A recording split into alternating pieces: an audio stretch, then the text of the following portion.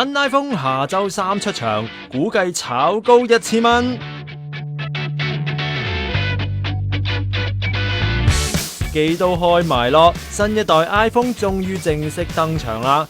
蘋果公佈下週2，即係本港時間下週3凌晨1點舉行新產品發佈會，傳媒邀請信仲有彩色波點，寫明令大家新的一天更明亮，仲唔係講緊多色膠版 5C 同有金色嘅 5S。預期呢兩部新機最快20號有得賣，定價大概3000幾至5000幾。有傳蘋果出金色 5S 係想攻強國市場，事實的確係咁噶，因為蘋果會喺全球發佈會後，即係下週3上午10點，首次喺北京舉行發佈會，擺明重視強國啦。外界預期香港同內地可能同時有新 iPhone 賣，不過專家估計香港都仲有得炒，因為家陣人仔強勢啊嘛。內地客嚟香港買就等於打個8折，加上唔少內地人都話擔心喺大陸買機會俾人暗裝監視軟件，所以寧願嚟香港出機。預計新 iPhone 可以炒高2-3成，一部賺成千銀。至於平價版嘅 5C 勝在出色，